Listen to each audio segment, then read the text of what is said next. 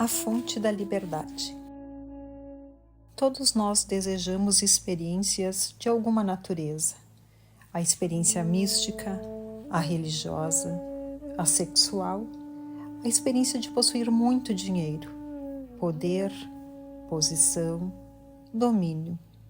Tornando-nos mais velhos, podemos ter acabado com as exigências de nosso apetite físico.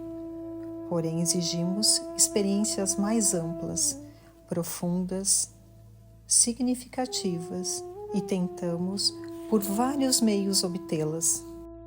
Expandindo a nossa consciência, por exemplo, o que com efeito é uma arte, ou tomando drogas de toda espécie. Este é um velho expediente. Existe desde os tempos imemoriais. Mastigar um pedaço de folha ou experimentar o mais novo produto químico, a fim de provocar uma alteração temporária na estrutura das células cerebrais, uma sensibilidade maior e uma percepção mais intensa que proporcione um simulacro da realidade. Essa exigência de sucessivas experiências denota a pobreza interior do homem. Pensamos que por meio delas podemos fugir de nós mesmos, mas essas experiências são condicionadas pelo que somos. Se a mente é mesquinha, ciumenta, ansiosa, a pessoa poderá tomar a mais moderna droga, porém, só verá a sua própria insignificante criação, as projeções sem importância de seu próprio fundo condicionado. A maioria exige experiências completamente satisfatórias e duradouras, que não possam ser destruídas pelo pensamento. Assim, atrás dessa exigência está o desejo de satisfação, e esse desejo de satisfação dita a experiência. Por conseguinte, temos de compreender não só essa matéria de satisfação, mas também a coisa que se experimenta. Ter uma grande satisfação é experimentar um grande prazer. Quanto mais duradoura, profunda e ampla a experiência, tanto mais agradável e, portanto, prazer dita a forma de experiência que queremos. O prazer é justamente a medida com a qual avaliamos a experiência. Tudo que é mensurável encontra-se nos limites do pensamento e tem a propriedade de criar a ilusão. Podeis ter experiências maravilhosas e vos sentirdes completamente frustrado. Tereis inevitavelmente visões em conformidade com vosso condicionamento. Vereis o Cristo, ou o Buda, ou qualquer em que credes. E quanto mais crentes fordes, tanto mais intensas serão as vossas visões, as projeções de vossa exigência e ânsia. Assim, se na busca de uma coisa fundamental, tal como a verdade, o prazer é a vossa medida, já projetaste a experiência e, por conseguinte, ela já não é válida. O que entendemos por experiência? Há nela alguma coisa nova ou original? A experiência é um feixe de memórias reagindo a um desafio e só pode reagir de acordo com o passado. E quanto mais hábil fordes no interpretar a experiência, tanto mais reage esse passado. Assim, deveis questionar não só a experiência de outrem, mas também a vossa própria. Se não reconheceis uma experiência, não há experiência nenhuma. Toda experiência já foi experimentada, senão não a reconhecereis. Reconheceis que uma experiência é boa, má, bela, sagrada, conforme o vosso condicionamento e, por conseguinte, o reconhecimento de uma experiência tem que ser inevitavelmente velho. Quando exigimos uma experiência da realidade, como todos nós a exigimos, não? Para experimentá-la, devemos reconhecê-la, e tão logo a reconhecemos, já a projetamos, e, portanto, ela não é real. Portanto, está no âmbito do pensamento e do tempo. Se o pensamento pode pensar sobre a realidade, isso não pode ser realidade. Não se pode reconhecer uma experiência nova. É impossível. Só reconhecemos aquilo que já conhecemos. E, por conseguinte, quando dizemos que tivemos uma nova experiência, ela não é absolutamente nova. A busca de mais experiência pela expansão da consciência, como se tem feito por meio de várias drogas psicodélicas, está ainda no campo da consciência e, por conseguinte, é muito limitada. Descobrimos, pois, uma verdade fundamental, ou seja, que a mente que está a buscar e a ansiar por experiências mais amplas e profundas é uma mente muito superficial e embotada, porquanto está sempre vivendo com suas memórias. Agora, se não tivéssemos experiência alguma, o que nos aconteceria? Dependemos de experiências, de desafios para manter-nos despertos? Se não houvesse conflito em nosso interior, se não houvesse mudanças, perturbações, estaríamos todos dormindo a sono solto? Assim, os desafios são necessários à maioria das pessoas. Pensamos que, sem eles, a mente não se tornará estúpida e pesada, e, por conseguinte, dependemos de um desafio, de uma experiência, para termos mais animação, mais intensidade, para termos uma mente mais penetrante. Mas, com efeito, essa dependência dos desafios e das experiências para nos conservarmos despertos só torna nossa mente mais embotada ainda. Não nos mantém realmente despertos. Assim, pergunto a mim mesmo: é possível nos mantermos totalmente despertos? Não superficialmente em alguns pontos de meu ser, porém totalmente despertos, sem nenhum desafio ou experiência? Isso exige grande sensibilidade, tanto física como psicológica. Significa que devo estar livre de todas as exigências, porque, no momento em que exijo uma experiência, a terei. E para ficar livre da exigência de satisfação, torna-se necessário uma investigação de mim mesmo e uma compreensão total da natureza da exigência. Toda exigência nasce da dualidade. Sou infeliz e tenho que ser feliz. Nessa própria exigência, tenho de ser feliz, está a infelicidade. Quando uma pessoa se esforça para ser boa, nesse próprio ser bom está o seu oposto, ser mau. Tudo o que se afirma contém o seu próprio oposto, e o esforço que se faz para dominá-lo torna mais forte aquilo contra que se luta. Quando exiges uma experiência da verdade ou da realidade, essa própria exigência nasceu do vosso descontentamento com o que é. Por conseguinte, a exigência cria o oposto. No oposto está o que foi. Temos, pois, de ficar livres dessa incessante exigência, porquanto, do contrário, nunca se acabará a galeria da dualidade. Isso significa conhecer a si próprio de maneira tão completa que a mente não mais se ponha a buscar. A mente, então, não exige experiência. Não pode pedir ou conhecer um desafio.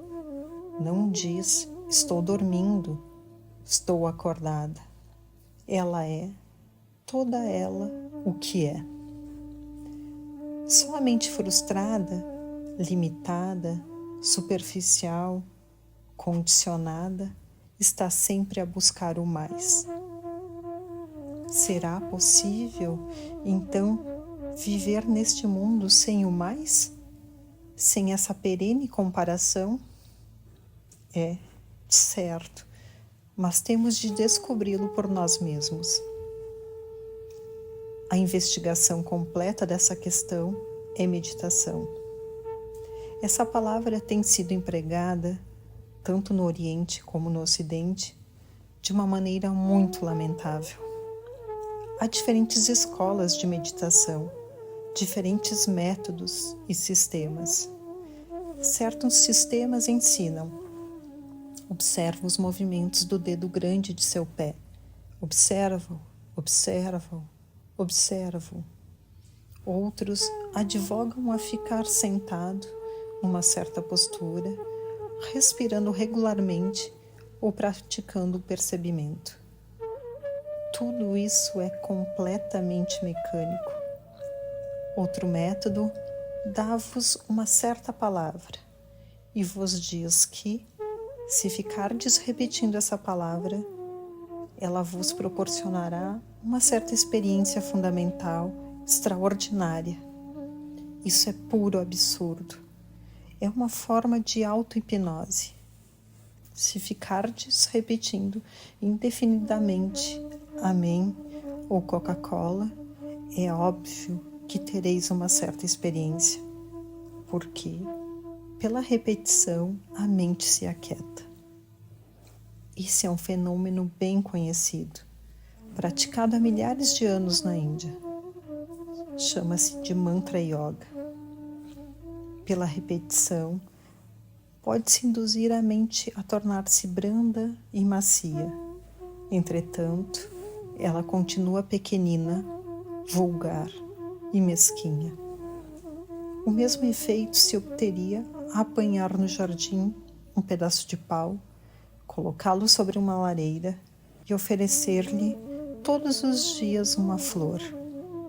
Daí a um mês estarias adorando, e se deixasseis de depositar uma flor diante dele, isso seria um pecado.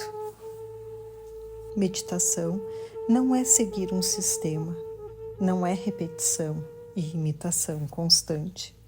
Meditação não é concentração.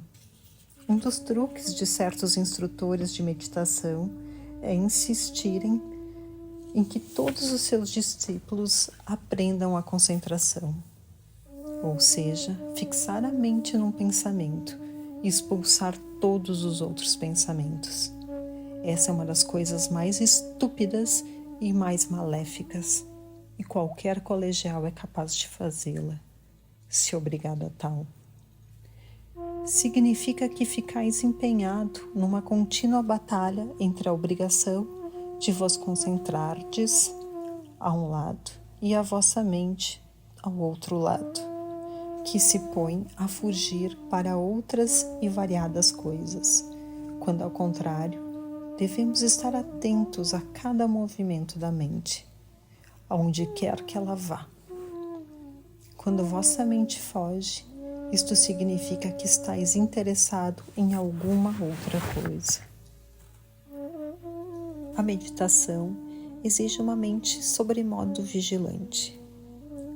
A meditação é a compreensão da totalidade da vida, na qual não existe mais nenhuma espécie de fragmentação. Meditação não é o controle do pensamento, porque, quando o pensamento é controlado, gera conflito na mente. Mas quando se compreende a estrutura e origem do pensamento, assunto que já examinamos, o pensamento então não mais interfere. Essa compreensão da estrutura do pensar é a sua própria disciplina, que é a meditação. Meditar é estar cônscio de cada pensamento, de cada sentimento. Nunca dizer que ele é certo ou errado, porém simplesmente observar e acompanhar o seu movimento. Nessa vigilância, compreendeis um movimento total do pensamento e do sentimento, e dessa vigilância vem o silêncio. O silêncio criado pelo pensamento é estagnação, coisa morta. Porém, o silêncio que vem quando o pensamento compreendeu a sua própria origem, sua própria natureza, compreendeu que nenhum pensamento é livre, porém sempre velho. Esse silêncio é meditação, na qual o meditador está todo ausente, porque a mente se esvaziou do passado. Se lestes este livro durante 1 hora, isso é meditação. Se apenas recolhestes umas poucas palavras e juntastes algumas ideias para sobre elas refletirdes mais tarde, isso então já não é meditação. Meditação é um estado em que a mente olha todas as coisas com toda atenção e não apenas com algumas partes dela. Ninguém pode ensinar-vos a prestar atenção. Se algum sistema vos ensina a estar atento, estáis então atento ao sistema. E isso não é atenção. A meditação é uma das maiores artes da vida, talvez a maior de todas, mas não se pode, de modo nenhum, aprendê-la de alguém. E essa é que é a sua beleza. Ela não é uma técnica e, por conseguinte, nenhuma autoridade. Quando estáis aprendendo a conhecer-vos, realmente, quando vós observais vossa maneira de andar, de comer, o que dizeis, vossas tagarelices, vosso ódio, vossos ciúmes, se estáis cônscio de tudo isso, em vós mesmo, sem nenhuma escolha, isso faz parte da meditação. Na compreensão dada pela meditação, há amor. E o amor não é produto de sistemas, de hábitos, de observância de um método. O amor não pode ser cultivado pelo pensamento. O amor pode, talvez, nascer quando há um silêncio completo, um silêncio no qual esteja de todo ausente o meditador. E a mente só é capaz de silêncio quando compreende seu próprio movimento como pensamento e sentimento. Para se compreender este movimento de pensamento e de sentimento, não pode haver condenação enquanto se observa. Observar dessa maneira é disciplina, e essa qualidade de disciplina é fluida, livre, e assim não é uma disciplina do ajustamento. Aquele estado em que a mente já não é capaz de lutar constitui a verdadeira mente religiosa, e neste estado mental podeis encontrar-vos com essa coisa denominada verdade, ou realidade, ou bem-aventurança, ou Deus, ou beleza, ou amor. Essa coisa não pode ser chamada. Por favor, compreendei esse simples fato. Ela não pode ser chamada, não pode ser buscada, porque vossa mente é tão estúpida e limitada, vossas emoções tão vulgares, vossa maneira de vida tão confusa, que aquela imensidade, aquela coisa ilimitada, não pode ser chamada a vossa pequena casa, ao insignificante canto que viveis, tão pisado e cuspido. Não podeis chamá-la. Para chamardes, deveis conhecê-la, e vós não podeis conhecê-la. No momento em que alguém, não importa quem, diz sei, não sabe. No momento em que dizeis que chamaste, não chamaste. Se dizeis que a experimentastes, nunca experimentastes. Tudo isso são maneiras de explorar um homem, vosso amigo ou inimigo. Pergunta-nos então a nós mesmos se é possível encontrar-nos com essa coisa sem a chamarmos, sem a esperarmos, sem a buscarmos ou explorarmos. Se é possível ela acontecer tal como a brisa fresca que entra na sala quando deixamos a janela aberta. Não podeis convidar o vento a entrar, mas tendes de deixar aberta a janela, o que não significa ficar num estado de espera. Essa é uma outra maneira de nos enganarmos. Não significa que devais abrir-vos para receber. Essa é uma outra forma de pensamento. Nunca perguntastes a vós mesmos por que aos entes humanos falta essa coisa? Eles geram filhos, satisfazem o sexo, têm ternuras, a capacidade de compartilhar as coisas num estado de companheirismo, de amizade, de camaradagem, mas essa coisa, por que razão não a tem?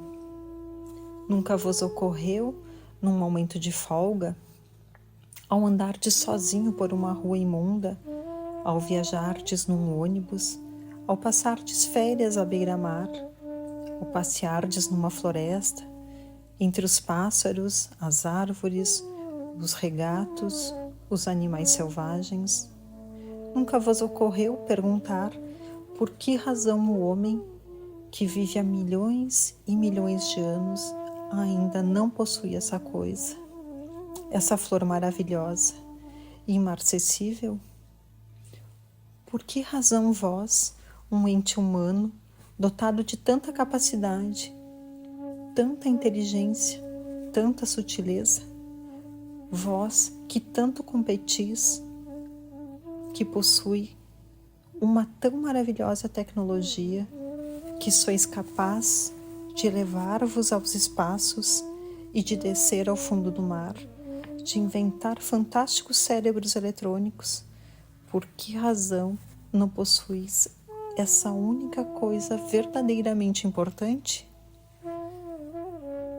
Não sei se alguma vez já considerastes seriamente esta questão, porque está vazio o vosso coração?